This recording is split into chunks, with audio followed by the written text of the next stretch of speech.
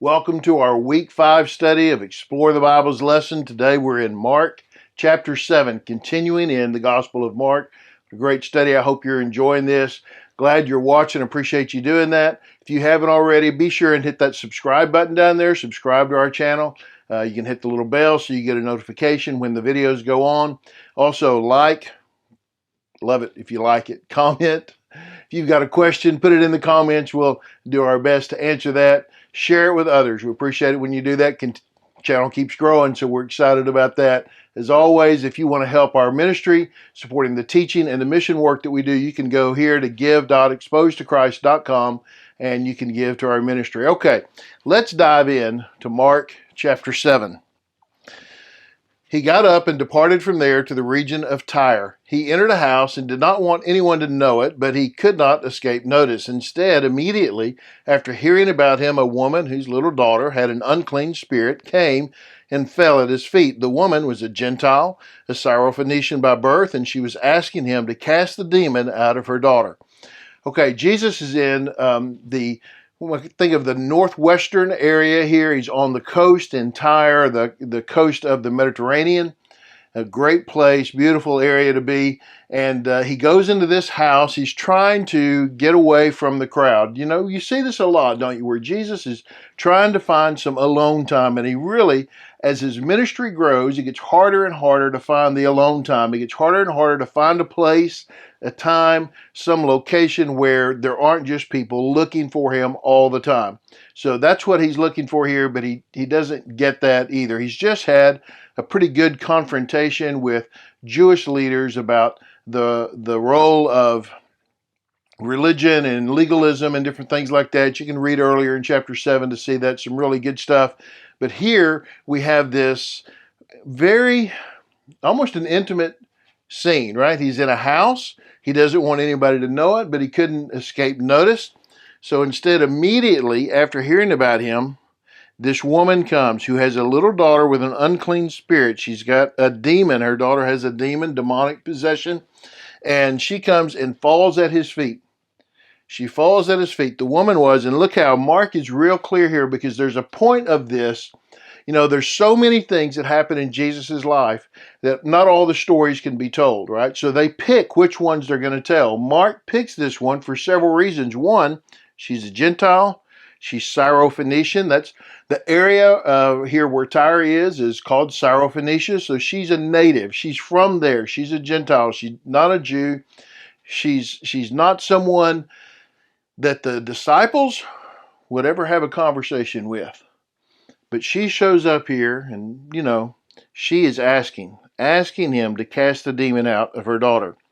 So he says to her, "Let the children be fed first, because it isn't right to take the children's bread and throw it to the dogs." But she replied to him, "Lord, even the dogs under the table eat the children's crumbs."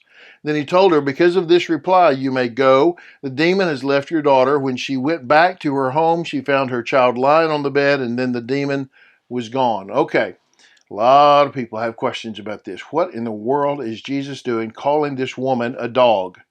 Because that seems to be right. He says, let the children be fed first. Well, who's he talking about here? He's talking about the Israelites, right? This is a common statement. Okay, he's not calling her a dog.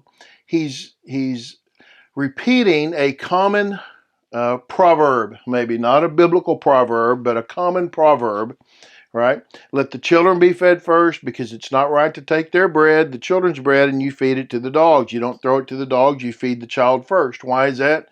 Well, because you feed the child before you feed the animal, right? But clearly here there's this intimation, and that's in some ways the way this proverb or this statement would be used in that time. The children of Israel are better.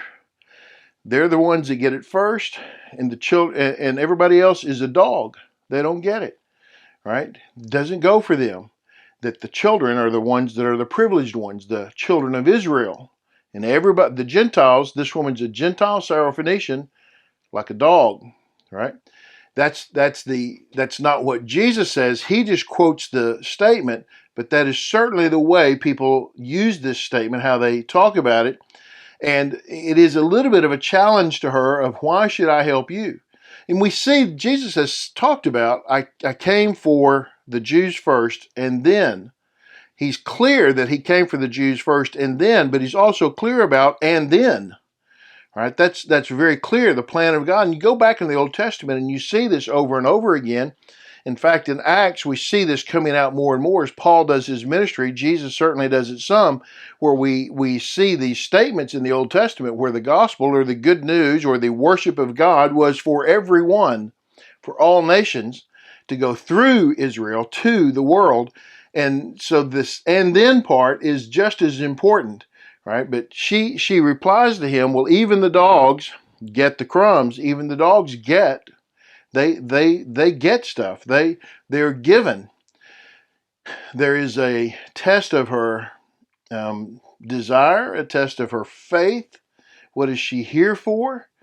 And this idea of why have you come? What do you want out of it? There's a little bit of that. But there's also this sense of, are you genuine, sincere, and are you believing that Jesus is the bread? He is the bread of life. You know, what you know about him, do you believe what he has said? And what you know, are you putting your faith in what you know? And she clearly here is putting her faith in what she knows. And look, Jesus, if you're the bread for the children, well, you're the bread for me too. I get it too. She's not going to make an argument about her standing. She's not going to claim more than than any of us should claim. She's just going to say, but I should get the bread too. And so he tells her, because of this reply, you may go. The demon has left your daughter. Jesus doesn't do anything. He doesn't lay hands. The daughter's not even there. He doesn't see the daughter physically. He just declares the demon has left. And the woman goes back to her home. She believes him. She trusts that what Jesus has said is so. When she gets there, she finds her child lying on the bed and the demon was gone. Indeed, she is back in her right mind. The point of including this story, I believe, is that emphasizing this idea that Jesus came not just for the Jews, but for the Gentiles also. That he's here for the Gentiles as well as for the Jews. And so we need to have this understanding that this is not an exclusive deal to one group, but he has come for all. That's why this story is there. Even the whole idea that Jesus is in this area, which is far outside of Jerusalem, it is really more Gentile, Greek and Roman than it is Jewish, is part of this whole idea. Okay, so then he leaves the region of Tyre. He went by way of Sidon to the Sea of Galilee through the region of the Decapolis. Now, when we think about Decapolis, we're actually thinking about more east of the Sea of Galilee than west of the Sea of Galilee, maybe north and east of the Sea of Galilee. That area where these 10 towns, Decapolis means 10 cities, these 10 cities are. So Jesus actually traveled a pretty good distance across what is now Lebanon, across that area, across Israel, to get to the other side of the Sea of Galilee, right? So another area that is mostly Gentile, not as many Jews as there are Gentiles. They brought him to a deaf man who had difficulty speaking and begged Jesus to lay his hand on him. So he took him away from the crowd in private. Again, there's the crowd, right? The crowd is always there. And after putting his fingers in the man's ears and spitting, he touched his tongue. Okay. You notice how Jesus doesn't ever seem to do anything twice? He does it different every time. Look here, he puts his fingers in his ears and then he spits. Now, he doesn't spit on his fingers and put him in his ear. He doesn't give him a wet willy. That's what we call that, right? He doesn't give him a wet willy. He puts his fingers in his ears. He spits somewhere, right? And then he touched his tongue. He just touched his tongue. He didn't grab it. He didn't say anything. He did this, right? This part. And then he looks up to heaven and he sighs deeply and said to him, Ephphatha, that is, be opened. Speaks in Aramaic. Be opened.